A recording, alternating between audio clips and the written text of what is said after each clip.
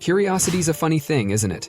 You're probably here wondering, are there ways to tell if a woman has had a lot of romantic or sexual experience without outright asking her? Let me guess. You've thought about it but didn't want to sound intrusive or, let's be honest, like a jerk. Well, you're in luck. Today, I'm going to walk you through these subtle, science-backed signs to pay attention to and how to approach this with maturity and respect. Here's what we'll unpack today. First, is it possible to spot signs of someone's past based on their behavior without prying? Second, what myths about physical traits and sexual experience are just flat out wrong? And finally, how can you approach these topics in a way that builds trust and strengthens your connection? These are the questions we'll answer, and by the end of this video, you'll have a whole new perspective on relationships and emotional insight. But here's the thing, this video isn't just a shallow list of gotcha tactics. I've spent years researching human behavior, relationships, and psychology to give you tools that are grounded in reality, not stereotypes. So if you're looking for genuine, thought-provoking advice, delivered with a touch of humor and honesty, you're in the right place. So, if you've ever felt unsure about how to approach this topic or wanted a deeper understanding of your relationships, stick around, because this video isn't just about recognizing signs, it's about empowering you to make thoughtful, informed choices that lead to stronger, more meaningful connections. Let's dive in.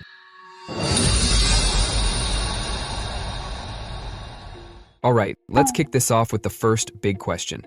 Can you spot signs of someone's romantic history without straight up asking? The answer is, kind of. But here's the thing, it's not about playing Sherlock Holmes or overanalyzing every little move. Instead, think of these signs like breadcrumbs. If they show up consistently, they might point to something. Let's break it down. 1. Comfort with physical intimacy. Ever met someone who's so at ease with physical affection, you feel like they've done this 1,000 times before? Maybe they casually grab your hand, lean in a little closer than expected, or seem to have a sixth sense for the perfect time to initiate a kiss. Sure, confidence like that might suggest experience. But hold on a second. Here's a story. My friend Jake once went on a date with someone who seemed like an absolute pro at flirting. He thought, wow, she's probably got a black belt in dating. Turns out, she just worked in sales and was great at reading people. So yeah, confidence can be a clue, but it might just mean she's comfortable with herself. And that's not exactly a red flag, is it? 2. First date intimacy. Let's talk about first dates. You're out for dinner, things are going great, and by dessert she's dropping hints about coming over to watch a movie.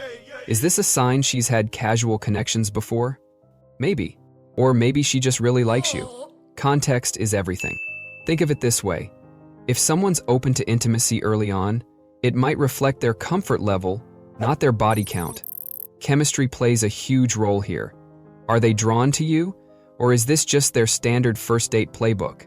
Here's a tip. If it feels genuine and not like you're on a speed date to next level land, you're probably fine. Trust your gut, not paranoia. 3. Active nightlife presence. Ah, the nightlife scene. It's basically a breeding ground for assumptions. If she's at the club every weekend, knows the bouncers by name and calls the DJ Steve, you might think she's meeting people left and right. But hang on, what if she just really loves bad remixes and overpriced cocktails? I had a buddy who was dating someone super into nightlife. He thought this girl must have a million exes. Nope. She was just a diehard fan of 90s techno and couldn't resist a dance floor. So while nightlife can lead to social connections, it doesn't automatically mean she's out there racking up numbers. Pay attention to patterns, not assumptions. 4. Secretive phone use. Alright, here's a classic one, the phone flip. You're sitting across the table, her phone buzzes, and boom, it's flipped screen down faster than you can blink. Suspicious, right? Maybe. Or maybe she just doesn't want her mom's random texts about casserole recipes ruining the vibe. Here's a real example. My friend's girlfriend used to step out every time her phone rang. He thought, this is it, she's got a secret double life. Turns out she was just dealing with work calls and didn't want to bore him with office drama. That said, if the secretiveness feels excessive and never eases up over time, you might want to talk about it. Privacy's fine, but relationships thrive on transparency. 5. Hesitation to introduce you to friends. Finally, let's talk about her inner circle.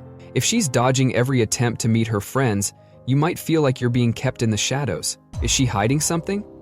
Maybe. Or maybe her friend group is a chaotic mess she's too embarrassed to bring you into. Here's the thing. If it's been months and you're still that guy she sees sometimes, it could mean she's not sure where you fit into her life. But don't jump to conclusions. I've seen people delay introductions because of social anxiety or fear of judgment. It's not always about you. Just watch for consistency. Is she slowly letting you in, or are you still stuck in the casual acquaintance zone? Now, these behaviors can definitely give you some clues, but here's the kicker. What about the physical stuff people love to gossip about? Are those myths true, or are they just a bunch of outdated nonsense? Let's uncover the truth and bust some myths wide open. It's probably not what you think. All right, let's shift gears and tackle something that's been around forever. Those so-called physical signs that supposedly reveal someone's past. Spoiler alert, most of them are complete nonsense. 1. Myth. A loose vagina indicates high sexual activity. Okay, let's get the big one out of the way. Somewhere along the line, someone decided to spread the idea that a woman's vaginal tightness is a dead giveaway of her sexual history. Here's the truth. It's not. At all. Vaginal muscles are elastic, like a rubber band. They stretch and return to their natural state. Things like genetics, age, hormonal changes, or childbirth have way more influence than the number of sexual partners. I mean, does your mouth permanently change shape because you talk a lot? No. Same concept. A guy I knew once mentioned he thought this was a thing. Then he married someone who had given birth, and guess what? His whole perspective changed real quick. The takeaway? Stop trying to tie someone's anatomy to their life choices. It's weird, unscientific, and honestly kind of cringeworthy. 2. Myth, tattoos and piercings reflect promiscuity. Ah yes, the age-old, she's got tattoos, so she must be wild stereotype. Let's unpack this one. Tattoos and piercings are forms of self-expression, not neon signs advertising someone's dating history. Think about it. You don't assume a guy with a dragon tattoo is secretly a fire-breathing lizard, right? Same logic applies here. People get ink or piercings because they like the look, or maybe they have a personal story behind it. A friend of mine has a sleeve of tattoos, but the entire thing is dedicated to his dog. Hey, bro. So if we're judging by this logic, I guess he's wildly promiscuous. With pet adoption? Bottom line, if someone has tattoos or piercings, it tells you about their style or creativity, not their relationship history. Move on. 3. Myth, body language tells all. Finally, let's talk about body language. Confidence, flirtation, or even how someone sits at a table. Some people swear they can read it all. Here's the thing. Body language reflects personality and mood way more than romantic history. For example, someone might be naturally outgoing and flirty because they're a people person, not because they're secretly Casanova. A woman who's shy? She could be reserved by nature or just tired from binge-watching her favorite show last night.